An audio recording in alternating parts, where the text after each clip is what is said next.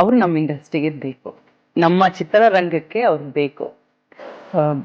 ನಿಜ ಹೇಳ್ಬೇಕಂದ್ರೆ ಮನ್ಸಿಗೆ ತುಂಬಾ ನೋವಾಗುತ್ತೆ ಈ ವಿಷಯ. ನಾನು ಅವ್ರನ್ನ ನೋಡಿದ್ದು ಒಂದು ಅನಾಥರು ಸಿನಿಮಾದಲ್ಲಿ, ಮಂಡ್ಯ ಸಿನಿಮಾದಲ್ಲಿ.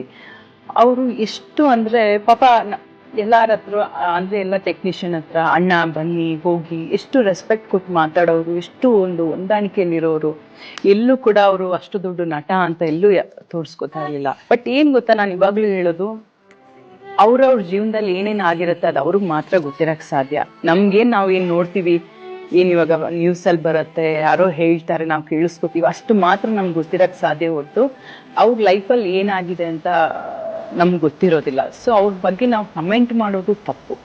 ಬಟ್ ಒಂದೇ ಒಂದು ಮಾತು ನಂದು ಏನಂದ್ರೆ, ಆನೆಸ್ಟ್ ಆಗಿ ನಾನು ಹೇಳೋದು, ನಾನು ದರ್ಶನ್ ಅವ್ರಿಗೂ ಅದೇ ಹೇಳೋದು, ಲೈಫಲ್ಲಿ ಅವ್ರಿಗೆ ಇವಾಗ ಏನು ತೊಂದರೆಗಳು ಬರ್ತಾ ಇದೆ ಆದಷ್ಟು ಬೇಗ ಅದೆಲ್ಲ ಕ್ಲಿಯರ್ ಆಗಿ ಸಾಲ್ವ್ ಮಾಡಿಕೊಂಡು ಆದಷ್ಟು ಬೇಗ ಅವರು ನಮ್ಮ ಇಂಡಸ್ಟ್ರಿಗೆ ವಾಪಸ್ ಬರಲಿ ಅಂತ.